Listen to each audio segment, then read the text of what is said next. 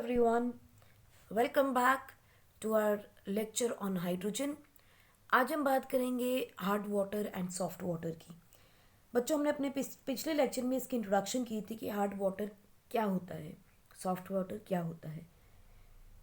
अगर पानी के अंदर कैल्शियम और मैग्नीशियम के सॉल्ट्स प्रेजेंट हों in the form of bicarbonate, in the form of chloride या सल्फेट, इसे हम कह देते हैं हार्ड वाटर। और इनकी एब्सेंस को पानी के अंदर अगर ये सब चीज़ें ना हों तो उसे हम बोलते हैं सॉफ्ट वाटर। हार्ड वाटर में अगर आप सोप मिलाते हैं तो वो लेदर नहीं देता, इनफैक्ट वो स्कम बना देता है, राइट। सोडियम, आपका सोप क्या होता है? It is a sodium salt of various carboxylic acid, जिसमें हम लोगों ने बात की थी स्टेरिक एसिड की। स्टेरिक एसिड का अगर आप सोडियम सॉल्ट देखें तो this is what soap. Soap को जब पानी के साथ मिक्स करते हैं तो उस पानी में आपके मेटल आयन्स हैं। कौन से मेटल हैं? या तो कैल्शियम का आयन या फिर मैग्नीशियम आयन्स पड़े हैं। Sodium being more reactive is going to displace this metals in water, और वो सोडियम आयन बना देगा और कैल्शियम और मैग्नीशियम यहाँ पर सोडियम की प्लेस पे आ जाएंगे। So a displacement reaction will be there and this is insoluble in water, as a result वो प्रेसिपिटेट आउट हो जाएंगे, right. Sodium ion will remain in water in the aqueous form. So this is what is the hard water. आज हम देखेंगे कि hard water क्या कितनी तरह का है और इस हार्डनेस को हम दूर कैसे करते हैं। तो आप कॉपी पेंसिल अपने उठा लीजिए, नोट्स बनाने शुरू कीजिएगा। बहुत ही सिंपल टॉपिक है, बहुत छोटा टॉपिक है, about temporary and permanent hard water. Hard water दो तरह का हमें मिलता है। वन इज टेम्पररी और दूसरी क्या है? परमानेंट।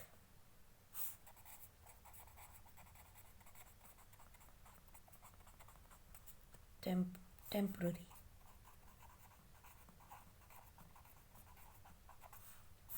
टेम्पररी हार्डनेस और परमानेंट हार्डनेस, दोनों में क्या डिफरेंस है बच्चों? टेम्पररी हार्डनेस के अंदर कैल्शियम या मैग्नीशियम के आपको हमेशा बाइकार्बोनेट्स मिलते हैं। So temporary hardness is because of calcium and magnesium bicarbonate ions.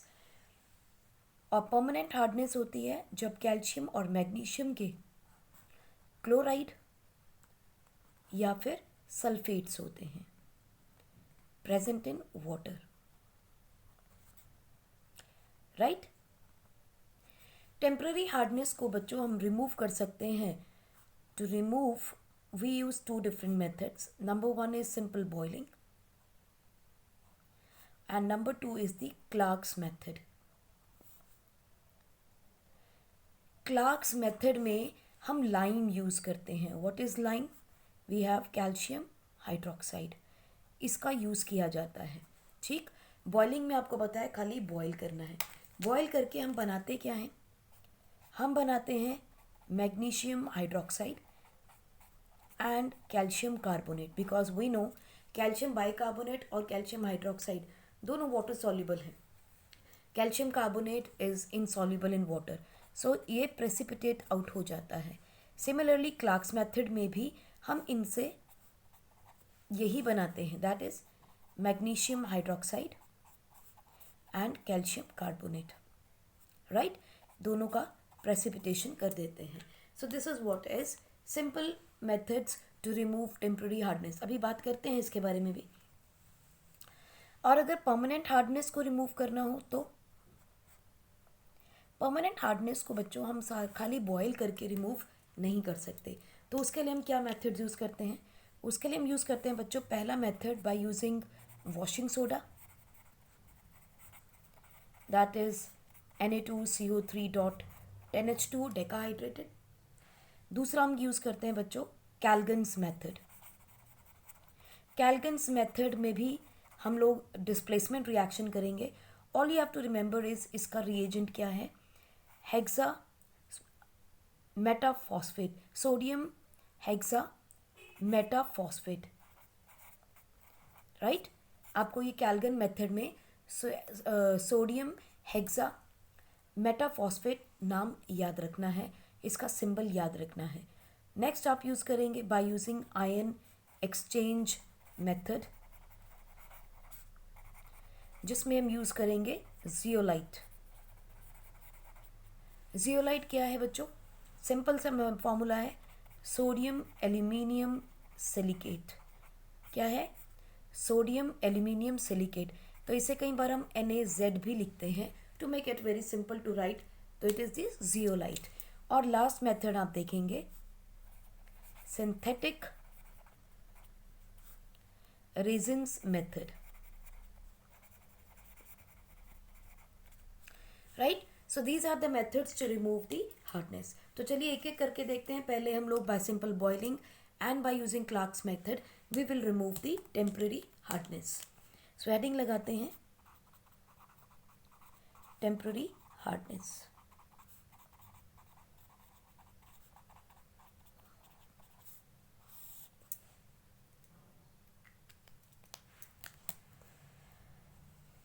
तो इसके रिएक्शंस क्या होंगे बच्चों? देखिए, आपके पास है मैग्नीशियम बाइकार्बोनेट, क्योंकि हमें पता है मैग्नीशियम बाइकार्बोनेट की वजह से या कैल्शियम बाइकार्बोनेट की वजह से टेम्परेरी हार्डनेस है। अगर आप इसको हीट करेंगे so it will convert into magnesium hydroxide which will be precipitated along with carbon dioxide release. Bicarbonate और कार्बोनेट में कार्बन डाइऑक्साइड का रिलीज होना ही होना है। इसको हीट करेंगे तो you will get calcium carbonate plus which is to be precipitated plus water plus carbon dioxide will be released, right। अब आप सोच रहे होंगे यहाँ पर कार्बन डाइऑक्साइड कैल्शियम कार्बोनेट बना, बाय का इसमें हाइड्रोक्साइड क्यों नहीं बना? हाइड्रोक्साइड में भी बनेगा but it is soluble in water, तो वो प्रेसिपिटेट नहीं होगा, right. And moreover it is soluble in water, it is not going to cause the hardness in the water, क्योंकि हार्डनेस सिर्फ और सिर्फ बाइकार्बोनेट से हो रही है, राइट। सेकेंड मेथड हम देखते हैं, this is by simple boiling. और इसको हम क्या करेंगे, रिमूव कैसे करेंगे? We will filter it. So by filtration water is made soft और soft water is separated। दूसरा आप देखेंगे बाय क्लार्क्स मेथड। बच्चों क्लार्क्स मेथड में क्या हो रहा है, यही हमारे सॉल्ट्स हैं जिन्हें हमें रिमूव करना है। So magnesium hydrogen carbonate plus calcium hydroxide, because we are going to use lime here. So Clark's method में क्या कर रहे हैं, lime is added to hard water, lime is added to hard water, ठीक है, to precipitate respective carbonate and hydroxide। देखिए कैसे ये हो जाएगा आपको magnesium bicarbonate and calcium hydroxide, this is going to release magnesium hydroxide भी बनेगा आपका, at the same time calcium carbonate भी बनेगा और दोनों के दोनों ही प्रेसिपिटेट्स बना देंगे, plus you will get water. Balance करेंगे तो it will be 2 water, 2 and 2 4 hydrogen, 4 hydrogen, 1 magnesium 1 magnesium, 6 and 2 8 oxygen, 2 and 3 and 2। सो इसका मतलब यहाँ भी 2 आ जाएगा। सो 2 moles of calcium hydroxide will be use. I am hopeful कि आप बैलेंसिंग आसानी से कर सकते हैं। क्लास 10 का टॉपिक है बैलेंसिंग और रिडॉक्स भी आप कर चुके हैं। सो कैल्शियम बाइकार्बोनेट की अगर रिएक्शन करोगे with calcium hydroxide, again you will get calcium carbonate which will be precipitated out, plus you will get 2 moles of water, right। so this is a simple Clark's method to remove temporary hardness। तो आप इसको note कर लें, तो हम देखेंगे कि permanent hardness को रिमूव करने के क्या क्या मेथड्स हैं। तो जैसा कि हम जानते हैं permanent hardness is because of the presence of calcium chloride, magnesium chloride, calcium sulphate and magnesium sulphate. इनकी वजह से आपको परमानेंट हार्डनेस मिलती है और इनको बॉयल करने से हम रिमूव नहीं कर सकते। तो सबसे पहले हम क्या करते हैं, by treating hard water with washing soda। So we will write calcium chloride reacts with Na2CO3 by displacement reaction, calcium carbonate will be precipitated plus 2 mole of NaCl will be formed. अगर आप magnesium chloride को देखेंगे तो भी आपको same ही reaction मिल जाएगी.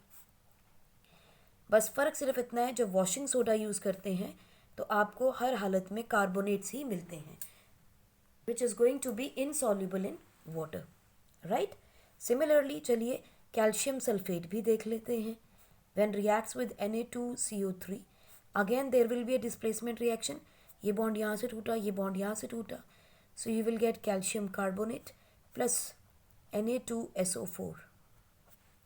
And with magnesium sulphate Na2CO3 gives us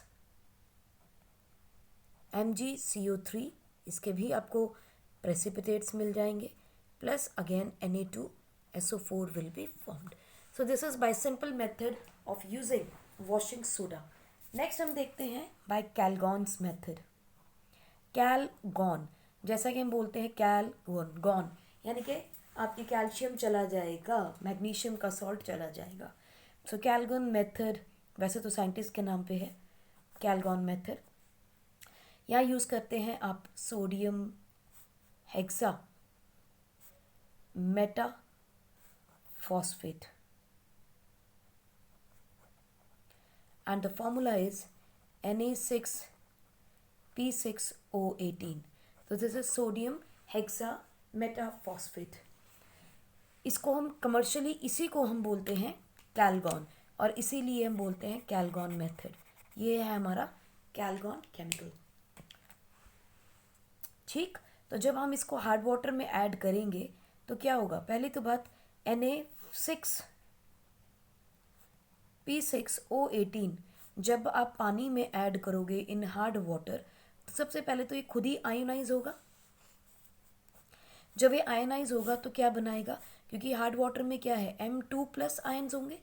ठीक है, तो सबसे पहले तो ये खुद ही टूटेगा in N+ ions twice, plus it is going to form Na4P6O18 2 negative ion. ठीक, अब क्या होगा, जब ये टूटा तो M2+ जो है वो इस Na की जगह, यानी कि Na जो है वो इन M2+ आयन को डिस्प्लेस कर रहा है हार्ड वाटर से. सो देखिए रिएक्शन में क्या होगा, Na4P6O18 2 नेगेटिव आयन जब M2+ के साथ कनेक्ट करेंगे तो क्या होगा, न्यूट्रलाइज हो जाएगा. सो यू विल गेट Na4P6O18. ये बन गया एक न्यूट्रल मॉलिक्यूल, लेकिन वाटर में तो न्यूट्रल नहीं रहता. सो इसका मतलब it has to dissociate into ions.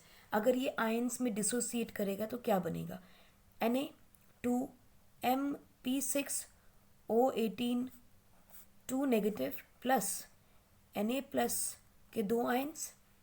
This is what is going to happen, क्योंकि ये पहले टूटा, डिसोसिएट हुआ आयन्स में, कटायन और अनायन में कन्वर्ट हुआ. Now this anion is going to get connected with the metallic ion. Ion displacement होनी है. जब ये डिस्प्लेस होगा, इसके साथ कनेक्ट होगा तो 2 Na और निकल जाएंगे. तो देखिए Na2MP6O18 2 negative and 2 Na positive. अगर आप देखोगे ध्यान से तो ये 2 Na इसको न्यूट्रलाइज करेंगे तो वापस हमें यही मॉलिक्यूल मिल जाएगा. लेकिन पानी के अंदर it is not going to be a molecule, it has to be into ionic form. So that is why Calgon method helps in the separation of the sodium ions. और ये पूरा का पूरा आयन कट अनायन जो है वो precipitate हो जाता है.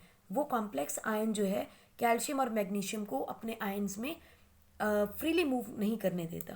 तो देखिए this is a complex अनायन formed which do not allow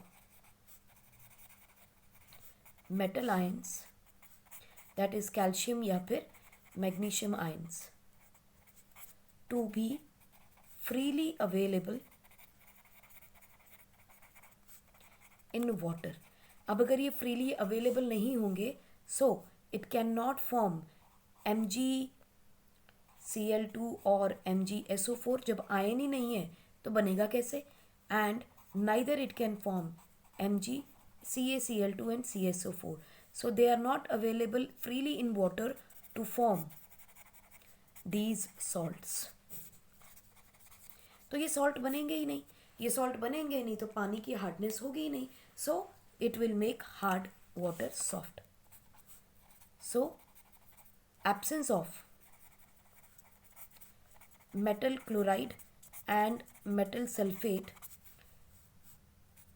absence of metal chloride and metal sulfate makes soft water or converts water, hard water into soft water, right? कोई भी आयन या अनायन कब बनता है? अगर देखो यहाँ पर Mg2+ मिल जाते, क्लोराइड नेगेटिव के साथ जुड़ जाते, तभी तो ये सॉल्ट बनाता है ना. अब जब ये आयन ही नहीं है तो ये सॉल्ट कैसे बनेगा? ये बन ही नहीं सकता, राइट?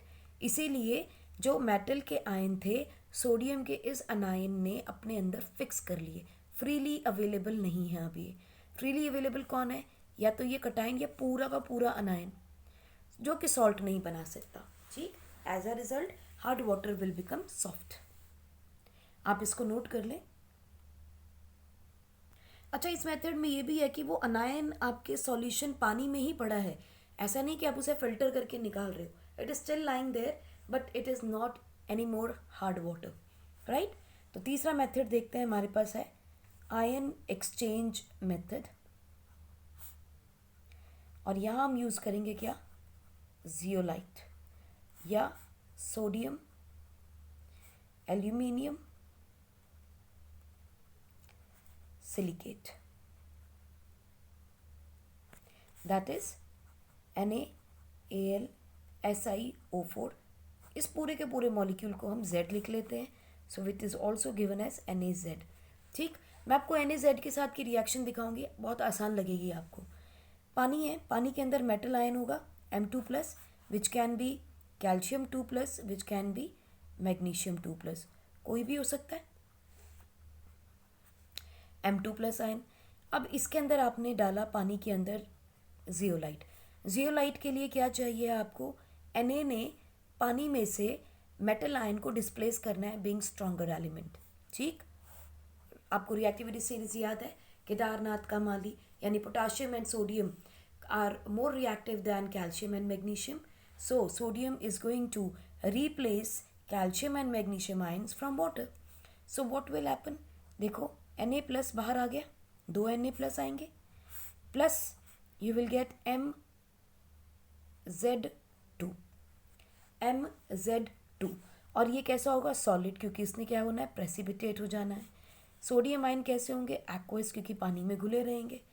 मेटल ये क्या है? सॉलिड, हमने पाउडर फॉर्म में डाला. और ये क्या था? एक्वस आयन, क्योंकि पानी में घुले हुए थे, राइट? तो हमने ये रिएक्शन किया तो हमने देखा कि सोडियम आयन डिस्प्लेस हो गया. अब अगर इस रिएक्शन में आप पूरा लिखना चाहो तो पूरा भी लिख सकते हो. M2+ आयन आए, NaAlSiO4 है, इसकी रिएक्शन की तो आपको क्या मिला? MAlSiO4 twice plus Na+ ions twice.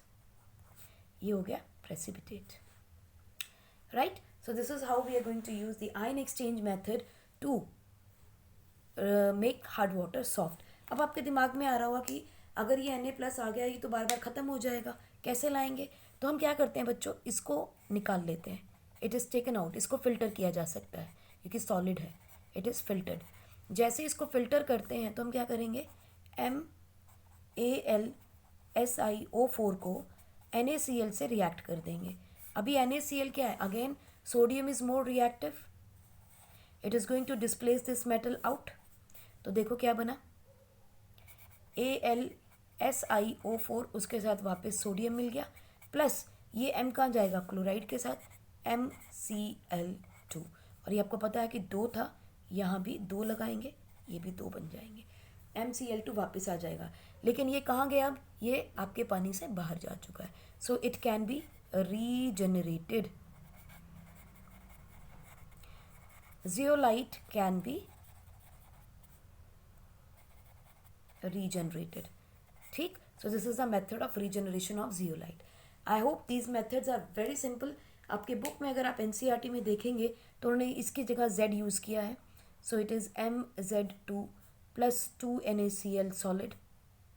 Solid पानी में मिलाना पड़ेगा इसको आपको, ठीक है?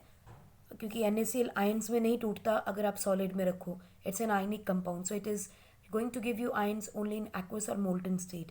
So you will get NaZ twice plus you will get MCl2 in aqueous form, जो कि हमारे लिए कुछ नहीं है, it's a waste water for us. We do not need to use it. So this is the another method of making hard water soft by the ion exchange method and using zeolite, right? तो इसको आप note कर लीजिए.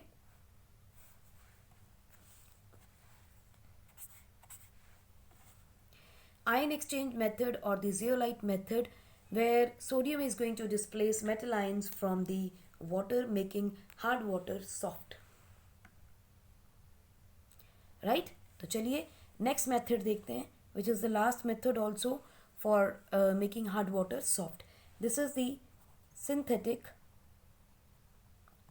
resins method, right? Synthetic resins method में हम क्या करते हैं बच्चों, ये एक सीक्वेंस है जिसमें हम पहले कटायन को एक्सचेंज करते हैं, फिर अनायन को एक्सचेंज करते हैं, जिससे कि हार्ड वाटर सॉफ्ट वाटर में कन्वर्ट हो जाता है, राइट? हमने कहा था कि हार्ड वाटर कैसे बनता है, by chlorides and by sulphates. अभी तक हमने देखा वॉशिंग सोडा से क्लोराइड और सल्फेट दोनों एड्रेस होते हैं.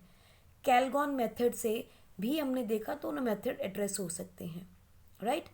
और आयन एक्सचेंज मेथड से भी, लेकिन most of the time ion exchange method में भी हमने देखा तो क्लोराइड ज़्यादा एड्रेस हो रहे थे. ये मेथड स्पेसिफिकली सल्फेट्स के लिए भी है और क्लोराइड्स के लिए भी है, पर सल्फेट्स में हमने ज़्यादा देखने को मिला है. देखिए क्या करते हैं हम. This is called as synthetic resin method और is also called as synthetic cation exchange method and is more efficient.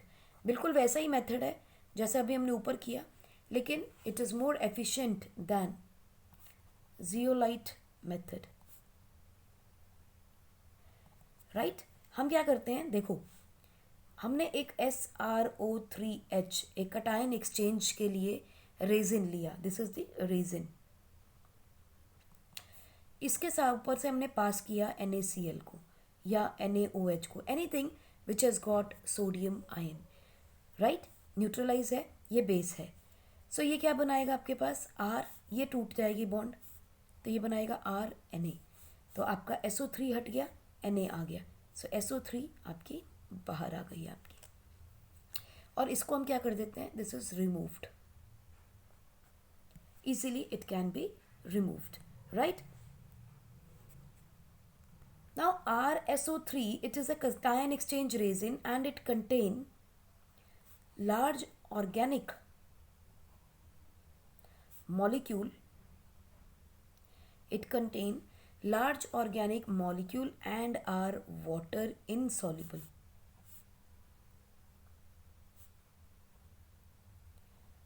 तो जब हमने इसके अंदर NaCl मिलाया तो देखिए कटायन एक्सचेंज हो गया, Na पॉजिटिव एक्सचेंज हो गया, ये था पॉजिटिव, ये रहा नेगेटिव, ठीक है, ये नेगेटिव. तो आपके पास ओके दिस इज पॉजिटिव क्योंकि कटायन एक्सचेंज होना है. This is positive, this is slightly negative. So आपका Na जो है वो R के साथ कनेक्ट हो गया. We have exchanged the cation part, ठीक, एंड दिस इज सॉलिड. तो जब इसको हमने पानी में मिक्स किया इन वाटर, कौन से आयन बैठे हैं, मेटल के आयन बैठे हैं in aqueous form. So sodium being more reactive is going to displace it. तो देखिए क्या बन गया, R2M plus Na twice, cation बाहर आ गया. So this is what, again the cation exchange हो रहा है यहाँ पे, करेक्ट. और अगर मुझे यहाँ से ये जो है this I am going to remove, क्योंकि ये क्या है, ऐसा सब्स्टिट्यूट है, एक ऐसा कंपाउंड है जो मुझे नहीं चाहिए. I have to remove this. इसको रिमूव करके मैं चाहूँ तो वापस से अपना रेजिन बना सकती हूँ. कैसे, देखिए, बाय एडिंग NaCl. NaCl डालेंगे तो क्या होगा, Na being more reactive is going to displace this metal ion, और वापस आपको RNa मिल जाएगा, है ना. So we can say that R2M, अगर इसके अंदर NaCl के दो मॉलिक्यूल मिला दें तो it is going to give us RNa plus MCl2 twice, right. तो आपको वापस से आपका रेजिन मिल गया जो कि हमने बनाया था RSO3H से। तो जब आपने ये कॉम्बिनेशन बना दिया, इसको रिमूव कर पाए, so it has become actually the soft water.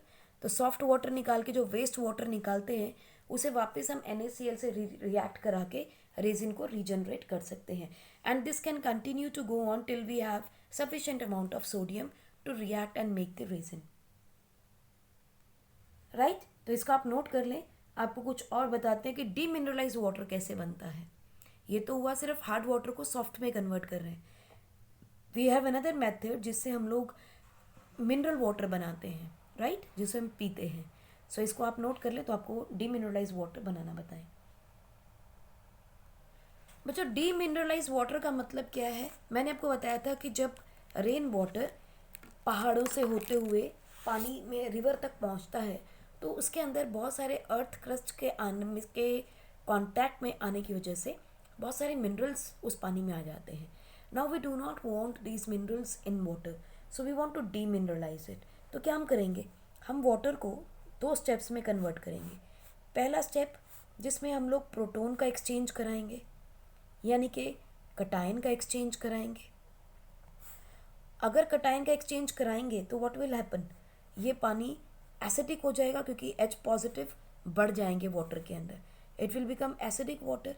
Then what we will do, इस एसिडिक वाटर को हम करवाएंगे रिएक्ट, ये यूँ को वाटर को दूसरे स्टेप में हम रिएक्ट कराएंगे किसी बेस के साथ ताकि OH नेगेटिव आयन का एक्सचेंज हो जाए, यानी अनायन का एक्सचेंज हो जाए। तो ये आपको पानी कैसा बना देगा? बेसिक। हमने क्या किया, इन दोनों वाटर को इंक्लूड करेंगे विच इज़ H पॉजिटिव से ज़्यादा, एक OH नेगेटिव रिच, तो ये क्या बना देगा? आपका न्यूट्रल वाटर बना देता है। And this neutral water is called as demineralised water. अब ये होगा कैसे, है ना? चलिए देखते हैं ये कैसे बनेगा। इसे हम बच्चों को एक और तरीके से जानते हैं कि वाटर को हमने पहला स्टेप दिया कटायन एक्सचेंज, ठीक, H पॉजिटिव निकाला उसमें से। दूसरा स्टेप क्या है? अनायन एक्सचेंज। उसी पानी को हम लोग अनायन एक्सचेंज करते हैं, यानी OH नेगेटिव के साथ एक्सचेंज कराते हैं। तो देखिए क्या बनेगा। हमने क्या किया, आपका रेजिन लिया, सिंथेटिक रेजिन लिया। सिंथेटिक रेजिन क्या है आपके पास? RSO3H, right. इसकी रिएक्शन आपने HCl के साथ की। जब आप HCl के साथ करोगे तो ये बॉन्ड टूटेगा, ये बॉन्ड टूटेगा। So what is going to happen, RH बन गया क्योंकि हमने प्रोटोन को एक्सचेंज किया है। सो आपके पास SO3H बाहर आ गया और साथ में Cl भी रह गया, लेकिन ये Cl को हमने कुछ नहीं किया, Cl एज इट इज़ पड़ा है, अभी कुछ नहीं कर रहे, ठीक है। और इसको हमने क्या किया? रिमूव कर दिया, ठीक। नेक्स्ट स्टेप में हमने क्या किया, हमने दूसरा रेजिन लिया विच इज़ NH2 प्लस हमने किया इसके अंदर वाटर को ऐड, ठीक। और वाटर को जब ऐड करेंगे, चलिए पहले RNH2 बनाते हैं। ये कैसे बनाया हमने? RNH2 पहले इसको बनाते हैं, देन विल टॉक अबाउट। तो हमने क्या किया, RSO3H हमारा रेजिन लिया और यहाँ पे हमने किया इसको अमोनिया एक बेस के साथ react. This is an acid and this is a base. एक प्रोटोन डोनर होगा, एक प्रोटोन एक्सेप्टर होगा। सो यहाँ क्या बनाया आपने? ये फॉर्म RNH2, ठीक, अमाइड बना दिया आपने। सो ये एक बेस बना लिया, ये एक हमने एसिड प्रोटोन डोनर बना लिया, ये प्रोटोन एक्सेप्टर बना लिया हमने, ठीक, सिर्फ एक्सचेंज करके। So this is a proton acceptor, this is a proton donor. Now हमने अपने रेजिन को मॉडिफाई कर दिया, ठीक। अब हमने क्या करना है, इन दोनों को पानी के साथ रिएक्ट करना है। तो पहला स्टेप आया, पानी को रिएक्ट किया हमने RH के साथ। अब ये प्रोटोन डोनर है तो क्या बनने वाला है? पानी में क्या था हमारे पास? M2 प्लस आयन्स थे। पानी के साथ रिएक्ट कर रहे हो, हार्ड वाटर को रिएक्ट कर रहे हो। हार्ड वाटर में क्या है? आयन्स है, M2 प्लस कटायन है, कटायन एक्सचेंज होना है। सो you will form R2M plus you will gate H positive ion twice. So the medium has become acidic now. दूसरे स्टेप में देखो क्या किया हमने, इसी हार्ड वाटर को रिएक्ट किया बेस के साथ, राइट। लेकिन अब यहाँ कटायन की जगह मैंने ये क्लोराइड आयंस जो थे, या इसके अंदर देखो M2+ ले रहे हो, हमारे पास क्या क्या है, हमारे पास क्या है, या तो मेटल का क्लोराइड होगा या मेटल का सल्फेट होगा, करेक्ट। पहले वाले में हमने किया क्या है, कटायन का एक्सचेंज किया है। अब हमने क्या करना है, अनायन का एक्सचेंज करना है। तो चलिए अब यहाँ पर हम लोग कोई भी अनायन ले लेते हैं, चलिए X ले लेते हैं, we do not know what it is, हमने X ले लिया। इस X की रिएक्शन जब आप इसके साथ करेंगे, वाटर के साथ, वाटर है ना साथ में, जब इसकी एक्सचेंज करेंगे तो व्हाट यू विल गेट, यहाँ से पहले ये बेस प्रोटोन एक्सेप्टर है, इसको प्रोटोन चाहिए, तो ये पानी से पहले प्रोटोन लेगा, RNH3+ बनाएगा और OH नेगेटिव को सेपरेट करेगा, करेक्ट। फिर क्या होगा देखिए, ये कॉम्बिनेशन यानी RNH3+ OH is going to react with this X negative, और ये X नेगेटिव इसके साथ एक्सचेंज होगा, so you will get RNH3+ X negative in water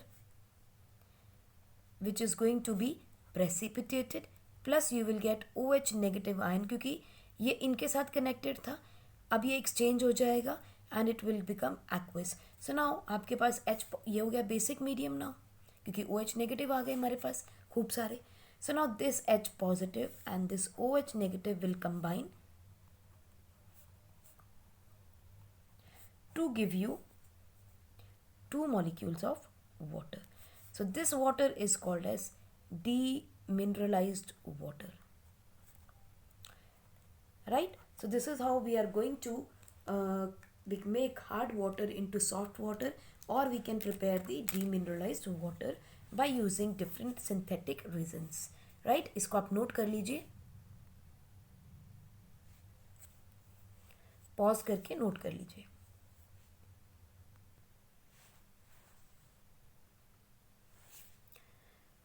इसके बाद बच्चों हम बात करेंगे हैवी वाटर की और di hydrogen as a fuel. So आप इसको नोट कर लीजिए। हैवी वाटर कुछ नहीं बच्चों, H2O की जगह ड्यूटीरियम अगर आप यूज़ कर लेते हैं तो this is what is heavy water. बाकी कुछ भी ज़्यादा डिफरेंसेस नहीं आएंगे, मॉलिक्यूलर मास में थोड़ा डिफरेंस डेफिनेटली है, ठीक है। And heavy water it is used as a moderator in nuclear reactor, in nuclear reactor and in exchange reactions for study of various mechanism.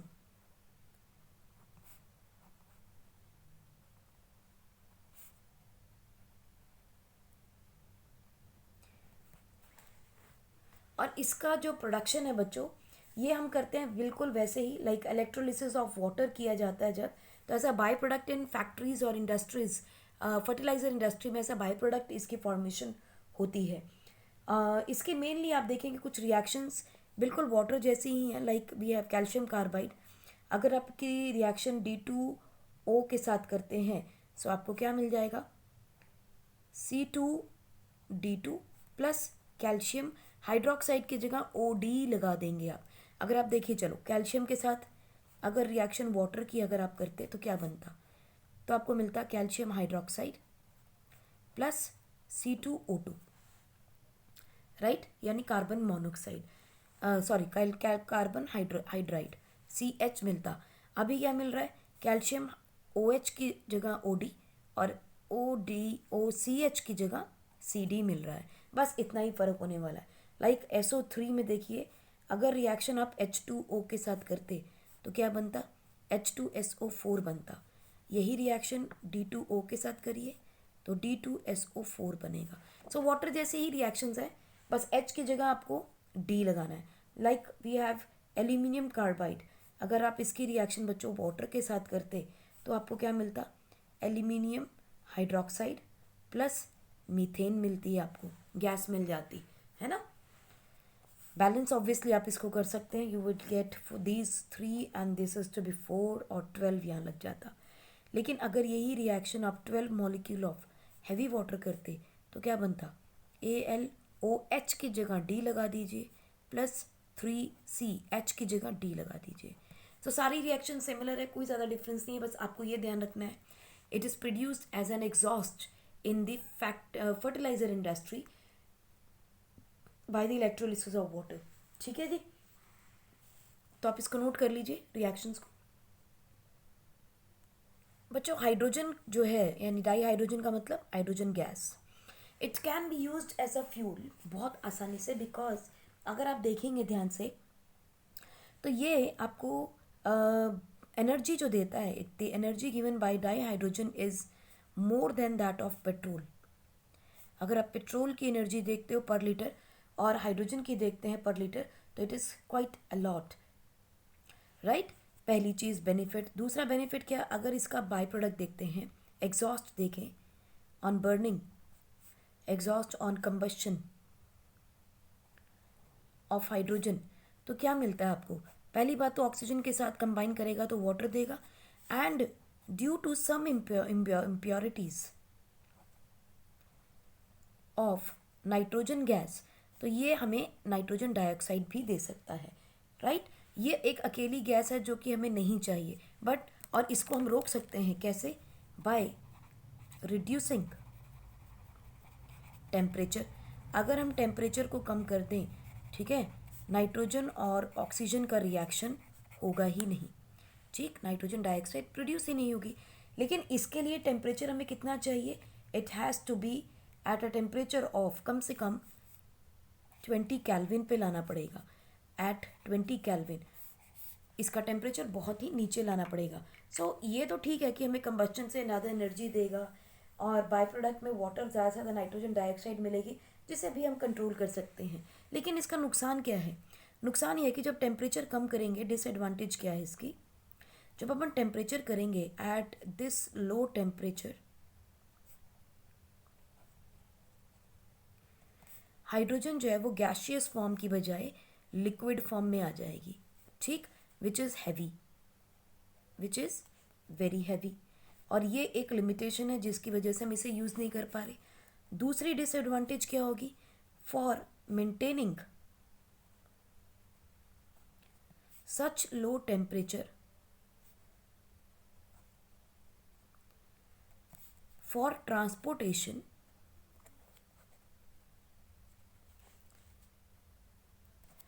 special tanks will be required, special tanks or the special insulated tanks made of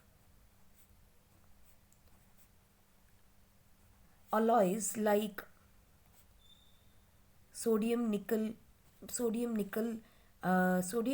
penta nickel nickelate, या आपको titanium के कुछ molecules की या magnesium के कुछ molecules की tanks बनवानी पड़ेंगे which are the high insulation, और ये अलॉयज होंगे जिसमें कि इनको सेव किया जा सकता है। एट द सेम टाइम ये टैंक्स भी छोटे ही बनते हैं बिकॉज हाइड्रोजन इतना हैवी हो जाता है, it is difficult to transport otherwise, so small quantities can be stored, small quantities can be stored, right। इन कारणों की वजह से हाइड्रोजन को at this moment it is very difficult to use as a fuel, although इसके benefit बहुत हैं लेकिन हम अभी इसे यूज़ नहीं कर पा रहे हैं। सो बहुत सारे मेजर्स ढूंढने की कोशिश की जा रही है ताकि हम हाइड्रोजन को यूज़ कर सकें, क्योंकि अगर वो सिर्फ पानी देता है so it is definitely going to be environment friendly also, environment friendly होगा ये फ्यूल क्योंकि इसके बाय प्रोडक्ट में क्या है, पानी या नाइट्रोजन डाइऑक्साइड, वो भी हम रिड्यूस कर दें अगर टेम्परेचर तो नहीं बनेगी, राइट। सो हमारे पास बेनिफिट तो है लेकिन डिसएडवांटेज भी है। So to overcome these advantages many efforts are being made so that we can use hydrogen as a fuel, and we look forward to this hydrogen as a hydrogen economy in near future. So बच्चों hydrogen economy के ऊपर question आ सकता है as a short note in your board exams. So इसको थोड़ा अच्छे से तैयार कीजिएगा. So with this note on hydrogen economy and usage of dihydrogen as a fuel, we come to an end of this chapter of hydrogen. Keep studying, keep enjoying, have fun, and take care of yourself. Bye bye.